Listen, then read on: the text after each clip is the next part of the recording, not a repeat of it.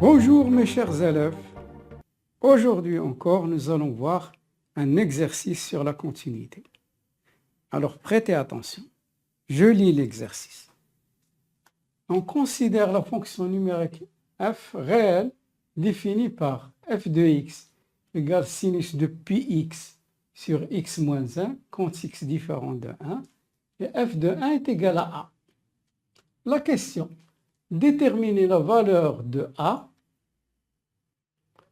pour que la fonction soit continue en 1.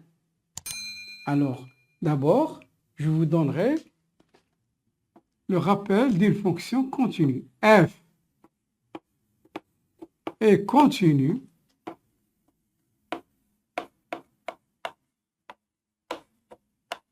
en x0 si et seulement si limite de f de x quand x tend vers x0 est égal à f de x0. x0 ici, c'est 1. Alors, donc il y a une inconnue, c'est a. Il faut la trouver pour que la fonction soit continue. Cette fois-ci, on fait le travail inverse. Alors, f est continue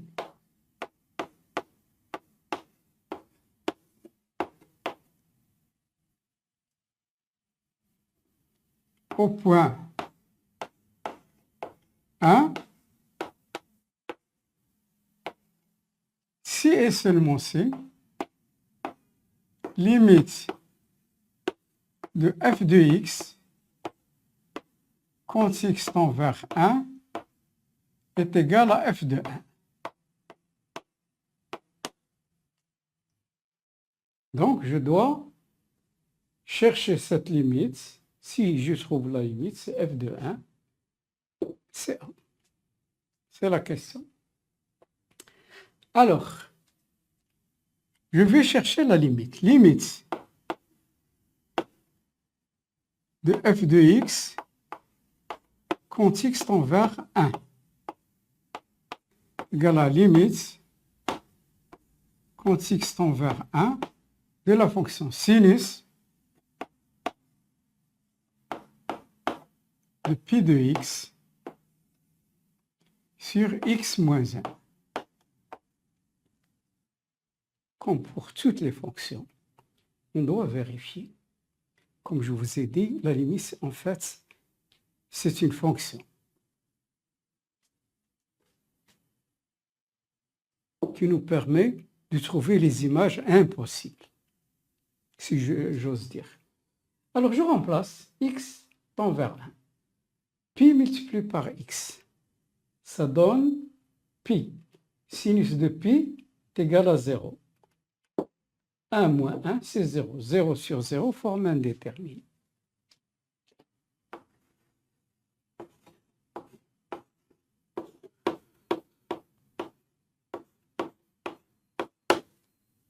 Donc, je dois me débarrasser de la forme indéterminée. Alors, je vais faire des transformations. Alors, comme astuce, je vais prendre soit x moins 1 égale grand X. Je fais un changement de variable. Alors, remarquez ici,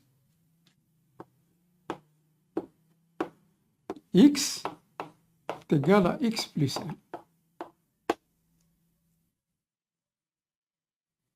Vous savez très bien, x tend vers 1, alors, si x tend vers 1, 1 moins 1, c'est 0. Donc, grand X tend vers 0. Donc, je dois transformer ma fonction et ma limite sinus de pi de x sur x moins 1 quand x tend vers 1. x tend vers 1, x tend vers 0.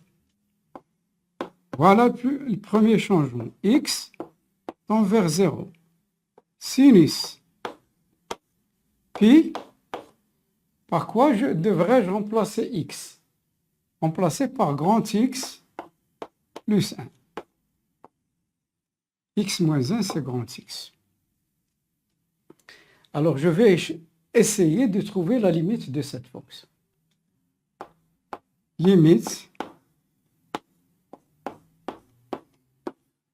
Parce que généralement, toutes les fonctions trigonométriques, la plupart des limites, on a x tend vers 0. C'est pour ça que j'ai pensé à remplacer la plupart des limites. Alors, ça me donne quoi? Pi a multiplié par b plus c, ça me donne a multiplié par b plus a multiplié par c. Sinus pi x plus pi sur grand X.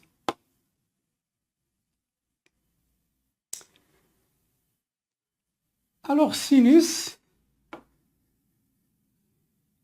maintenant, sinus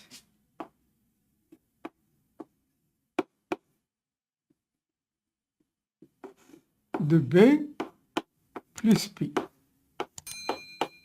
est égal à sinus moins sinus de B.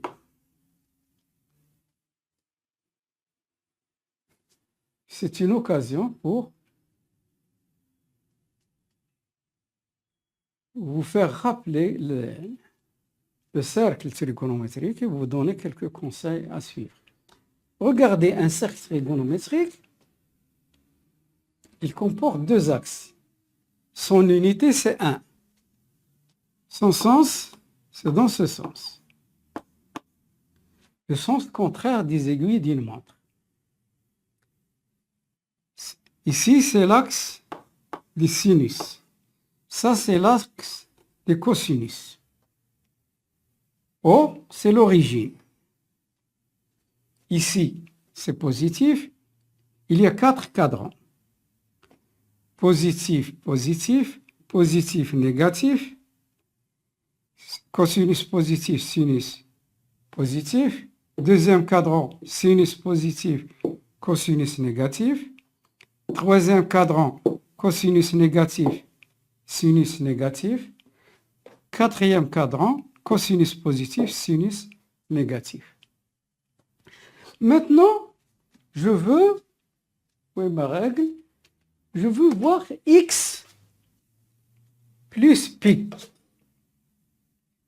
Supposons que l'angle ici, c'est x.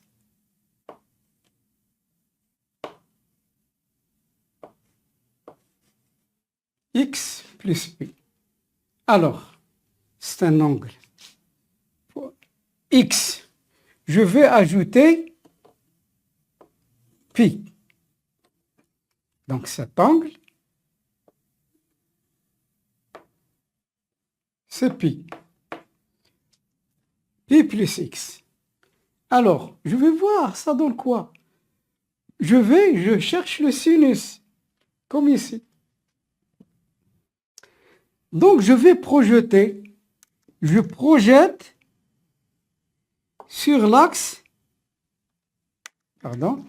projette sur l'axe, des sinus. Et ça donne moins sinus x. C'est ça.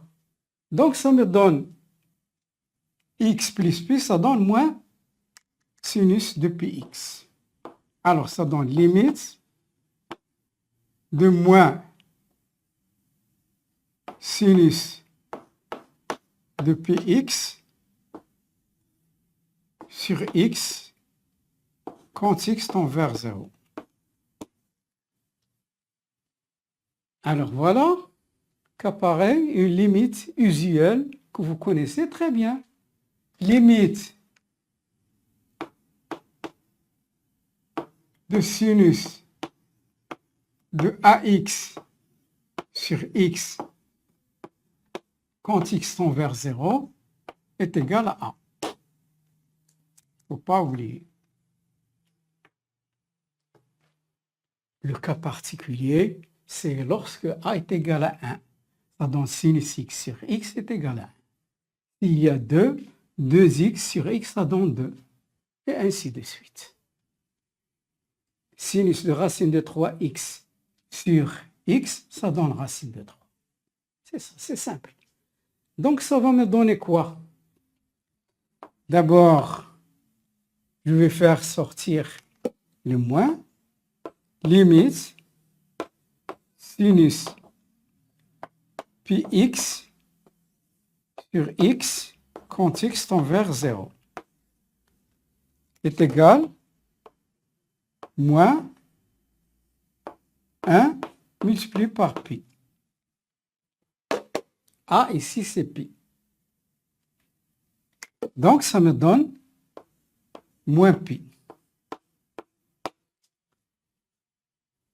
Pour que la fonction soit continue, ça doit être égal à f de 1. Et c'est quoi f de 1? C'est a. Conclusion.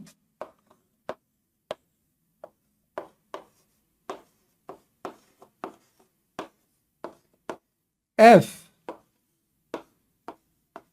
est continu